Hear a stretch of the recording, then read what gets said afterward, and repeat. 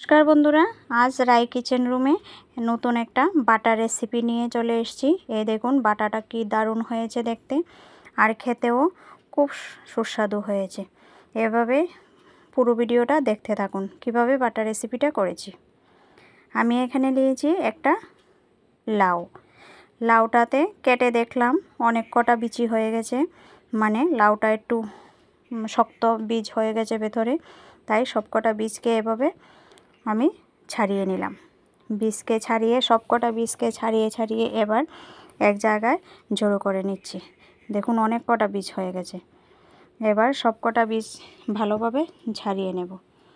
এই যে একে একে সবকটা বীজ ছাড়িয়ে নিয়েছি। এখানে নিয়েছি রসুন, কয়েক কোয়া রসুন, একটা কাঁচা লঙ্কা চিড়ে আর দুটো পেঁয়াজ।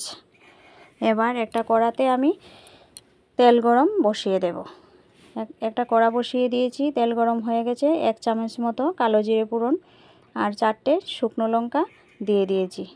এবার এগুলোকে ভালো করে ভেজে নিয়ে নিচ্ছি। এবার দিয়ে দেব রসুনগুলা, ছাড়িয়ে রাখা রসুনের কোয়াগুলো দিয়ে দিলাম। এবার হালকা নেড়ে চেড়ে রসুনটাকে দিয়ে দেব পেঁয়াজ কুচি। এই যে পেঁয়াজ কুচিগুলো দিয়ে দিলাম। এবার পেঁয়াজ আর চেরা কাঁচা লঙ্কাটা দিয়ে দিলাম। চেরা কাঁচা লঙ্কা আপনারা চাইলে দিতেও পারেন, নাও দিতে পারেন, ফ্লেভারটা সুন্দর আসে, তাই আমি চেরা কাঁচা লঙ্কাটা দিয়ে দিলাম। এবার হালকা নেড়ে চেড়ে ভেজে নেব। মোটামুটি ভাজা হয়ে গেলে এ পর্যায়ে আমি দিয়ে দেব এই যে ছাড়িয়ে রাখা লাউয়ের বীজগুলি দিয়ে এইবার আমি ভালো করে একটু ভেজে নেব। মোটামুটি খুব কড়া করে ভাজবো না, মোটামুটি ভালো করে ভেজে নেব। আর এদিকে দিয়ে দিলাম হলুদ গুঁড়ো, দিয়ে দিলাম নুন। এবার ভালো করে মিশিয়ে নিচ্ছি। হলুদ গুঁড়ো আর নুনটাকে ভালো করে নেড়ে চেড়ে মিশিয়ে এবার ঢাকা দিয়ে দেব। 2-3 মিনিটের মতো আমি ঢাকা দিয়ে সেদ্ধ হতে বসিয়ে দিয়েছি। এই যে ঢাকাটা উল্টে নিলাম। এবার একটু নেড়ে চেড়ে দেখে নেব যে বীজগুলা সেদ্ধ হয়েছে কিনা। বীজগুলা সেদ্ধ হয়ে গেছে। এই যে এবার ভালো করে নেড়ে চেড়ে ফ্রাই করে আমি একটা শিল নোড়া নামিয়ে নিলাম।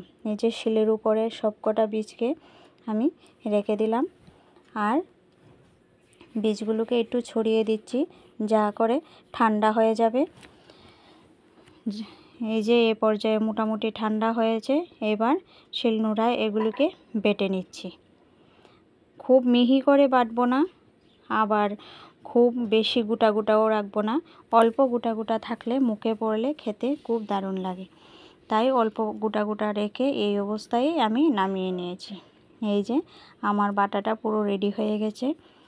আর এই বাটাটা খেতে দারুণ লাগে। গরম ভাতের সঙ্গে এই বাটাটা দিয়ে খুব তৃপ্তি করে খাওয়া যায়। এভাবে একদিন লাউয়ের বীজ বের করে তারপর বাটা করে আমি যে পদ্ধতিতে দেখিয়েছি সেরকম করে বাটা করে খেয়ে দেখবেন, খুব দারুণ লাগে। ধন্যবাদ ভিডিওটা দেখার জন্য।